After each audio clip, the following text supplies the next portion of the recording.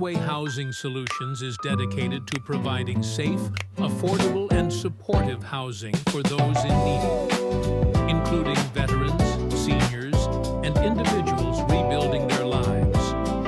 Their mission is to create stable living environments that promote independence, dignity, and community. I'm really excited to have today's conversation because today we're here with Daniela Simoes, and I'm really excited to learn about your organization because it looks like you guys are doing an amazing amount of work in the community. And I think that a lot of people in our community, once they learn about you, they'll be reaching out to you. So I think more importantly, one of the things that really resonates with me is kind of like work with community organizations that are inspired by really true events and things that have impacted you in the past. Please share with me a little bit more about your origin story and how you guys got started. Okay. The name of the company is Pathway Housing Solutions, right? And the primary thing is to do like the mediator or be the bridge between like shelters or people like in like a not privileged right now, a step of their lives to homeowners, to landlords. We primarily use like a home-based program, which gives like each tenant 2 years of payments, not completely, but almost completely, in order for them to like kind of like get back to their lives. How we started, right? The $1 million question was like something very organic. We have houses ourselves, right? We also landlords. And in 2023, someone approached me. This guy, nice, became like one of our tenants, but he approached me with 3 kids, the wife, and the dog. Came to see one of the houses that we have to rent and said, I love your house. I said, great. And he's like, I really can see myself and my family here. I said, that's great. He's the lease, sign it, right? But then he said, I attend to something called the home-based program. And I said, okay. And they like, please accept my application because I already got rejected for more than 5 houses, more than 5 landlords. Not only I am in the program, but I'm working. I said, if you are working and if you are in the program, why are you getting rejected by 5 landlords? And then this guy came and I said, you don't need to show me anything. He's like, the reason that I am in this situation is because I was in the hospital. And he came even with the paperwork from the, I said, you don't need to show me. He's like, no, I want to show you for you to know that I'm legit. That this is not, I'm not fabricating anything. I was just in a bad situation and I need to take some time. Lost my job, but now I'm back and I'm working. Here's my pay stubs. And I said, why the other landlords are rejecting you and your family when you make the application? He said, the reason is because the program exists, it is legit, but the paperwork required, it's a lot in order for the state to approve someone. I said, if it is paperwork that you're afraid of, my background, I have a bachelor's in science psychology, but my background, my MBA, it is in human resource management. Okay. So paperwork and forms, not gonna scare me. Right. Right? So I can do this. I end up like finishing up the paperwork and submitting in 2 weeks, everything. And he said, there are some people over there that takes between a month, 2 months for them to finish. And all the caseworkers are very impressed that you are able to finish this so quick. And I said, great, now you can move. He moved. I never had an issue with him. He left our house last year just because he bought his own home. Wow. Yeah, so that's the great thing. And I have other, like right now, tenants that comes from also home base. All the tenants in all the houses that we have are from home base. Never had an issue, so knock on wood, never had an issue with anybody, right? So the problem was people didn't know about the program. As a landlord, I didn't know about the program. And the paperwork. I think the paperwork is the number one. During the 2 weeks that he was communicating with me, he was in a shelter, right? Him and his family was in a shelter. And I speak Portuguese, English, and also understand a little bit of Haitian Creole. Okay, awesome. So when I finished the project, he was telling, oh, this landlord was able to finish all this paperwork. Then people start calling me out of the blue saying, please help me. In Portuguese, Spanish, Haitian, Creole, help me because my landlord is gonna take the house. They don't know the paperwork that needs to be done. So I started in the beginning helping people, but then that became a high volume. Of course. What start as a volunteer work for me to doing over the weekends, it start to get into a portion that I said, either I open a business and I'm starting doing this for real, right? Or I'm stopping because it's becoming too much. Right. At this point. Right. The caseworkers, they are amazing. However, they have like so many cases, as you can imagine, from the state. They cannot go for every single case and try to like chase landlords for paperwork. So I think the basic thing was the paperwork for the beginning, right, of this stage. I said, let me take this over. I take all the paperwork. I already like know what they're gonna need. Each different sector, for example, if you're working with CTI in law, for example, they have the paperwork that you request by every single one on the stage, but they also ask for a permit in law in order to rent the unit. Oh, interesting. So a homeowner needs to go to, it's only $50, right, per unit, but the homeowner needs to go to the city hall and get the house inspected. So that's one thing that other locations doesn't ask. If you come to this area, Leominster, Fitchburg, you name it, Garden, all that is by the recap solutions. The recap solutions doesn't ask for the permit, but they ask for a agent form. So it's another paperwork, different than the other one. So you start learning that the state asks for different paperworks in different areas. Yeah. So you have to create like pretty much like a bundle with all this paperwork. And for very specific things, for example, some of the houses would not get approved because the home base received the paperwork, but then they see a landlord with an ID with one address, but then the address of the residential of the landlord is a different one. And I said, how can we get a solution? Because this is a real person. You saw the deed, so they own the house. Why? Oh, because I don't know if they really live on this different house or if they are occupying the house that they wanted to rent. I said, this is a simple solution. Let's get like a proof of residence. Let's get like a water bill. Let's get it's a very simple solution sometimes, right? So you just don't stop the process because it's hard to find houses, right? Landlords, they agree with the program, so let's find solutions. So that's how this whole thing started. Right now, I'm working with over 11 shelters. Wow. Yes. So people call me from different places. And right now, I'm trying to not only working to finding places, which I do get paid by the landlords in order to do this service, right? It's not by the state.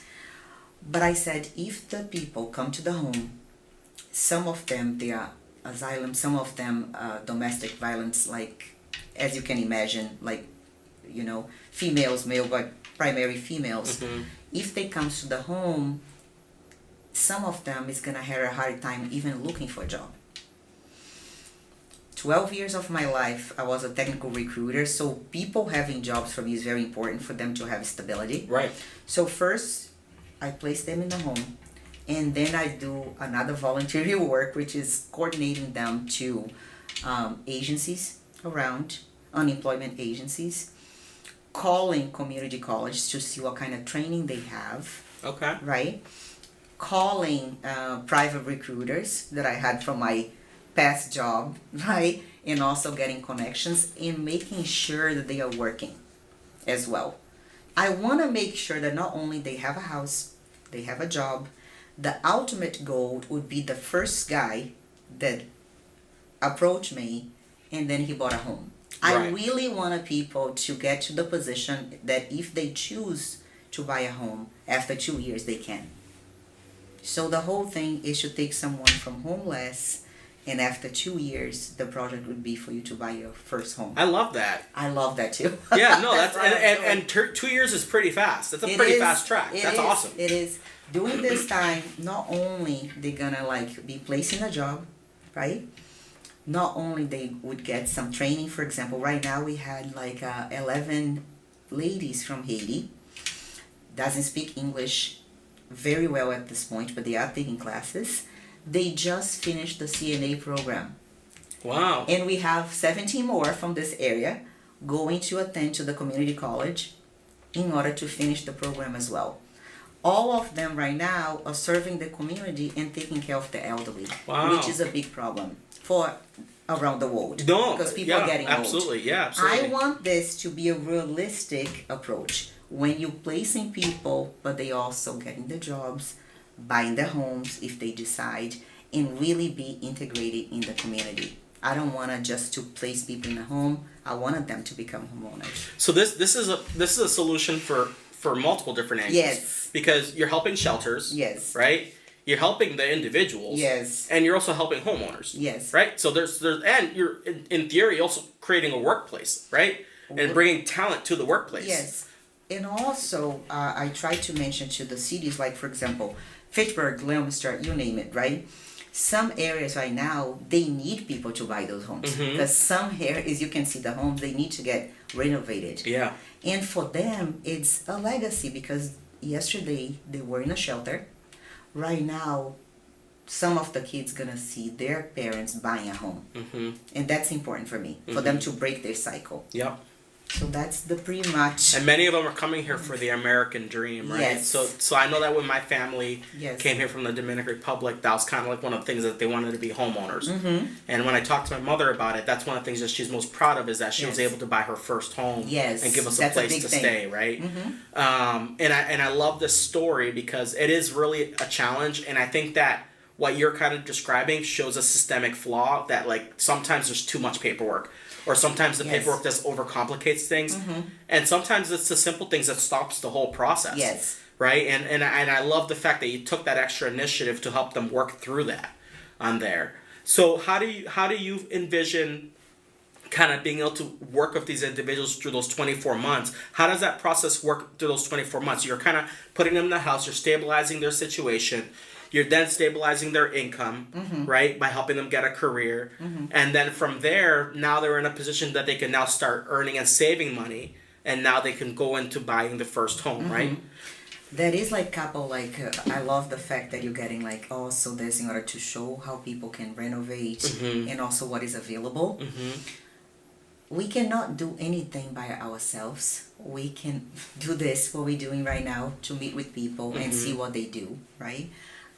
The major thing right now is connecting them with the right people. For example, Newville, they have resources like they have classes for people to do financial literacy, Yep. which is needed, right? For this, for most of the population, Yep. if we think about it, right? So they have free classes. So here's the classes. Go start the class. Yep. First and foremost, build your credit, know how to save your money, so you can become a homeowner if you decide to. Yes. Right? So another thing too is make sure that they have a sense of dignity. Because when someone comes from a shelter, you can see that most of them, they come like not. I want to say that people have a stigma and think that people that are in a shelter or taking money from the government, they want to sit in front of the TV and eating popcorn all day. I'm not naive. I know that might be some people like this, but 99% no. They wanted to succeed like just you and me. They have families, right? They want to set a good example for the kids. So they are not. They don't want to be there permanently. No, they don't want to and be. oftentimes they're ashamed that they're there, but they have to kind of be there, right? Yes. Yeah. So, for example, when I approach like females, there was like cases of domestic violence. This is a cycle that people try to break. Most of them also come from a household that this happened before, right?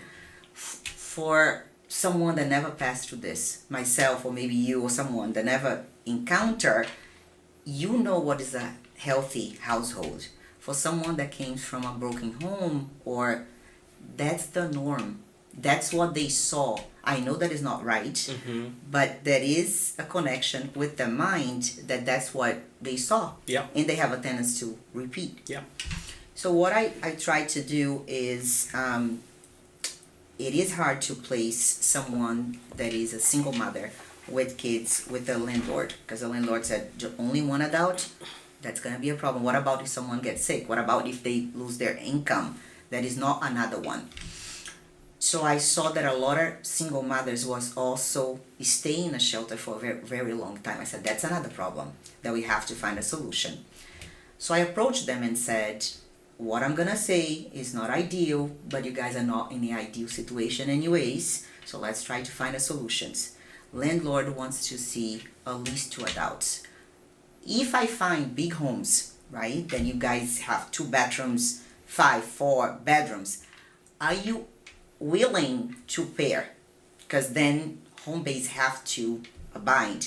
They have to divide the rent 50-50. And instead of 2 years, you have almost 3-4 years of rent. You're gonna have, of course, to pay some, right? Because all of them pay a part of the rent, but you're gonna have a very long time with your money, which give you time to go get a training, go to school, buy a car, right?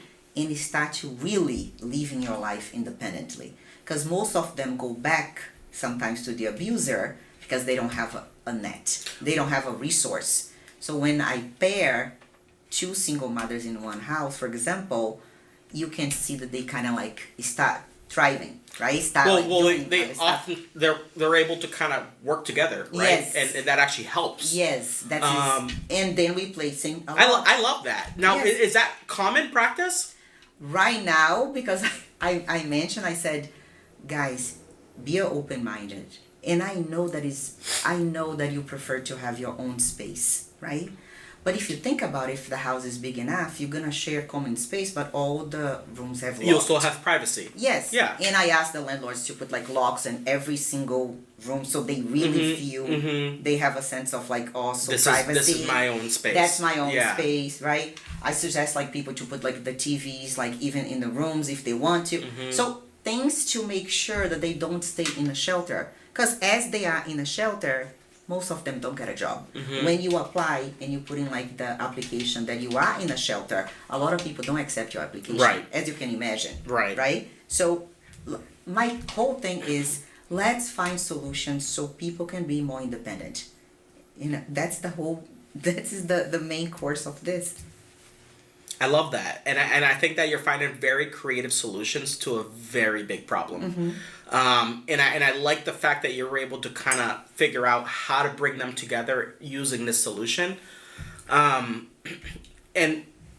it's sad to think that unfortunately the reality is that tenants are oftentimes looking for the highest payer, right? Or who's going to be the most consistent long term. And even though they're not supposed to discriminate, they're discriminating. Yes, right? Because people not gonna say this like, but they have an application. We have to share, right, the situation, not the privates about what happened to those, but we have to say, this is someone, right? They don't have another adult. Right now they have the kids, and the landlord could say, okay, bring me more applications, and they're gonna see many applications, and then if they see 2 adults, right, with the family, they pretty much know, okay.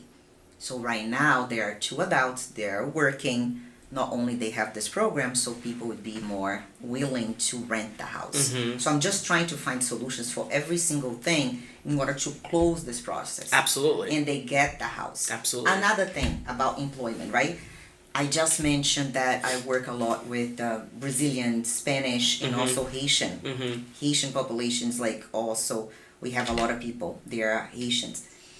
They don't speak the English yet, some, right?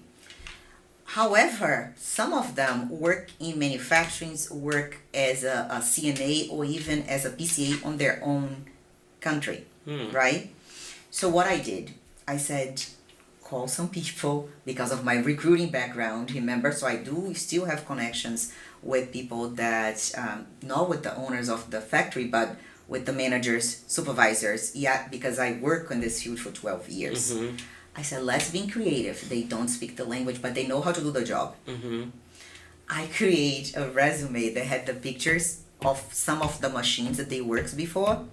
Took what kind of machines did you work? And then I would go Google, show they like, I know how to program this machine, I know how to use. So I made a resume with pictures. Yeah. And I said, do you have at least some people over there that speak Spanish, Portuguese, or Haitian Creole? They're gonna be able to do the job. Last week we placed, last month we placed 11 people around here. Wow. And this month 17 with the picture resumes. So, All right, so I gotta keep an eye out. So anyone that's watching this, Daniela's your girl. I mean, it is because sometimes we complicated things, Yeah. right? And I understand the hesitations for someone that is also gonna hire. I've been the recruiter for many years. They want someone that would do the job properly, but they also afraid if someone doesn't speak one word. And I understand that. I know that as time passes, and I tell people, I said, take the English classes. I know that is not your primary language, but you decide to move to this country. Yeah. If you're an immigrant, right? Like myself, which I did this before 20 years ago, you better get educated and learn the language. Absolutely. So that's a thing. And start working and be self-sufficient. Like, that's for everybody. Yep. So I said, let's start with the picture resumes. And that is like 1 or 2 people in the group that it's fluent in English, they can translate. 1 or 2 weeks, I called back the managers, I called back the recruiters, and I said, how such and such? They said, they're perfect. I said, great. See, it's not, just find something creative and you can make this work. This is really great. And there's a very personable perspective to it too, because you're looking out for their best interest. Yes. Long term. Yes. On there. Kind of breaking things down a little bit further here. Yes. So for a homeowner that is currently in that shelter phase and they want to go through the program, so you mentioned the application process. What do they get? So once the application's approved, what is it that they're getting exactly as part of that application? Okay. So when a homeowner accepts to say, hey Daniela, I listened to you, I saw like also that you have like over 2 years doing this, I'm gonna agree to rent the unit, to rent the house for someone from home base, right? That is a list of documentations that you're gonna need to present. I go over and do the documentation myself, and I submit the documentation to the state myself on behalf of the homeowner, just to avoid back and forth. Right now I know I'm like, he's a complete... Well, you've really kind of mastered the process, yes, so you know what yes, they need. Yes. Yeah. And I send it over exactly what they need to the caseworkers and the home base website. This way it's not going to be back and forth, right, between them. Which I'm sure they appreciate. I think so. Right now I need more houses because many shelters are calling, right? Okay. So if you're a homeowner... Yeah, homeowners, please. Please. Right now, the people get like a pre-screen. It's not something that they're gonna go to your home and I'm not gonna check on them, or the caseworker's not gonna check on them. So it's just not some random person showing up. These are people that have actually had a background check. Yes. They're good people. Yes. They mean well. They want to better themselves, but they're just in a little bit of a rough situation. Exactly. Yeah. And with that, $30K over 2 years. Okay. They're gonna break this amount, of course, right? And the tenant's gonna also make the payments. I tell the homeowners, I said, rest assured that they're gonna pay their portion. Couple reasons. One, if they stop paying the homeowner and not looking for a job, they get kicked out. That's by the state, right?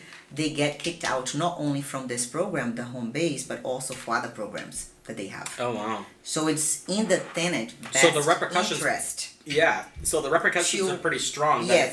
if they don't do what they say they're going to do. Yes, they lose all the benefits. It's they not lose the program. Yes, okay, they lose all the benefits they have. So it is in their best interest to continue paying you. You know, at the end of the day, I wanted them to pay because they gonna, progress. They're gonna like get also like a better job, and they're gonna get on with their lives. The ones that are assigned for the financial literacy, they also have plans to buy their own home. So they don't want to like also not to have like, good credit or something like that. Most of the people, they want to just succeed. Everybody, think about it. Yeah. I asked people, I said, think about yourself, right? Do you think that when you think that you wanted the best for you, yeah, the people, most of them, they want the same. They wanted to be in a good situation. They are not many times because something happened. Like this guy, when the first one, right, the first tenant from home base, they approached me. They even have the need to show me a paper from a hospital. I said, no, I don't. You don't need to show me this. Right. But he was rejected so many times, over 5 times, that he had the need to say, no, I'm telling the truth. Well, he wanted to prove himself to you Yes. because no one else wanted to give him that chance. Yes, Right, which is a really, I've been in that situation. It's pretty sad because it is. you know I'm sure he's a really nice guy and It he just is, wasn't yeah. just getting In he the just wasn't family. getting the right opportunity on there. So just kind of curious about like the funding and how that works. So you're getting a guaranteed $30,000 over 2 years to help The landlord, yes. the landlord's getting that Yes. directly. The landlord's getting that. Directly. Oh, So that okay. is not 30,000 at once. They Right. don't- It's yes. like monthly or Monthly. Okay. Yes, but the landlord is getting this directly. Oh, fine. Yes. I get paid by the landlord, but the landlord is getting the money from the state. Okay. So the money doesn't come for that's why I need the deed to make sure that you are the owner of the Right, property. right. Your bank information, W-9, all that. Mm-hmm. But they are the ones getting this amount. It's not the tenants, it's not me, right? The landlord is paying myself to do all this job. Okay. And then you mentioned also that the tenant also can pay extra. Yes, they So do is that pay a because portion. they may have market rate for the property? Usually the tenant pay because think about it, 30,000 on the rent that we are right now in Massachusetts. Even though it's great, 30,000 is amazing. I think the state is doing an amazing job, right? Giving like those funds to people that really need. Right, but rent is very high in But Massachusetts. rent is very high. Yeah. So 30K is not gonna cover 2 years. Yeah. In the programs for 2 years, so they have to pay a portion. Okay. Right? So that depends what they want to be placed. For example, there are families that because of the job that the person have in it is close to Boston. As you can only imagine, hire something like a house Well, in Boston. Boston's going to be 2,000, 2,500, 3,000. Pretty much. 2,000 is like a studio. Right. Right. Yeah, I've had friends in like 2,000 is a studio in Boston. oh yeah, right? I've had So friends in it's like not- a 2-bedroom studio that are like Yes. close to 4,000. It's like oh my gosh. So, yeah, 2,000 Okay. is a studio in Boston, right? And I also advise it, I said, if you guys have some flexibility, move to areas that this money also gonna go a long way. So Mhm. be flexible coming to places like Fitchburg, Leominster, Garden, that is still a little bit of like more reasonable compared to Boston. Mhm. Not that it's not costing. It is costing right now, right?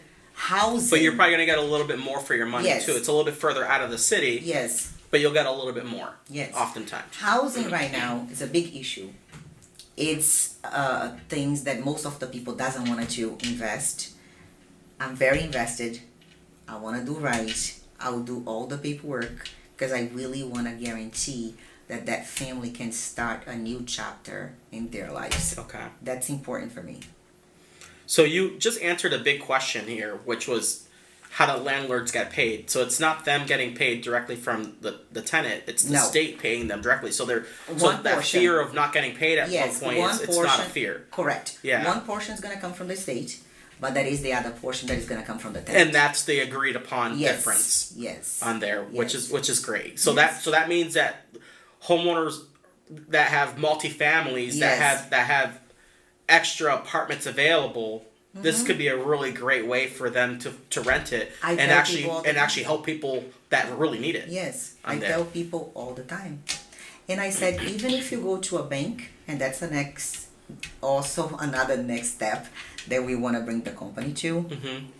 because right now we also have landlords, they agree in the beginning to rent, right? And they continue renting for home base. At this point, I want to make sure that I approach banks and say, hey, people want to buy more houses, and they pretty much have a guarantee rent.